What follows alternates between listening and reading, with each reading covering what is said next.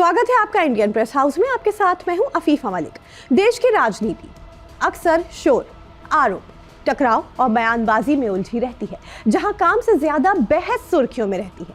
आज की ये रिपोर्ट राजनीति के उसी शोर से हटकर है। ये रिपोर्ट किसी पर हमला नहीं करती, ना ही किसी को कटघरे में खड़ा करती है। आज बात कर रहे हैं उन ठोस आंकड़ों की जो ये बताते हैं कि जब राजनीति जमीन से जुड़ती है तो उसका असर सीधे जनता तक पहुंचता है। एक तरफ लोकसभा में विपक्ष के नेता राहुल गांधी और दूसरी तरफ देश के प्रधानमंत्री नरेंद्र मोदी।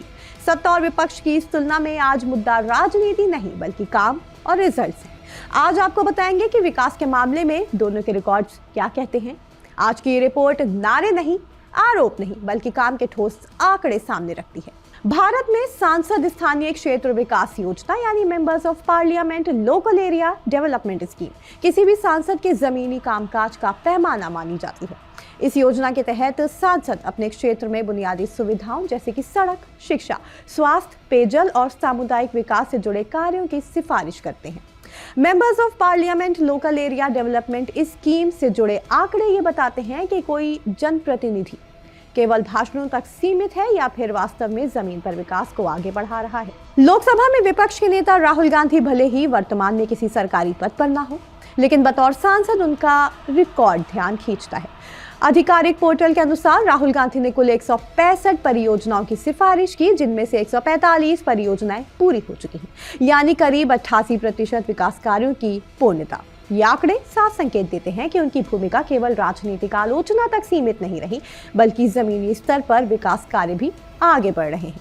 विपक्ष में रहते हुए भी इतनी बड़ी संख्या में परियोजनाओं का पूरा होना सांसदीय जिम्मेदारी को गंभीरता से निभाने का उदाहरण माना जा सकता है। अब बात करते हैं प्रधानमंत्री नरेंद्र मोदी की, जो सांसद के रूप में अपने संसदीय क्षेत्र वाराणसी का प्रतिनिधित्व करते रहे। उपलब्ध आंकड़ों के मुताबिक 18 मई 2014 से लेकर 11 मार्च 2022 के बीच उनके लिए members of parliament local area development scheme के तहत 22.50 करोड़ रुपए का फंड जारी किया गया, जबकि 22.71 करोड़ रुपए के व्यय का विवरण दर्ज है। इस अवधि में कुल 292 विकास कार्यों की सिफारिश की गई, जिनमें से 275 कार्य पूरे हो चुके हैं, यानी लगभग 90% पूर्णता दर, जो ये दर्शाती है कि बतौर सांसद विकास कार्यों को समय पर पूरा करने पर खास ध्यान दिया गया। इन दोनों नेताओं के आंकड़े ये दिखाते हैं कि लोकतंत्र सिर्फ सत्ता पक्ष बनाम विपक्ष की लड़ाई नहीं है।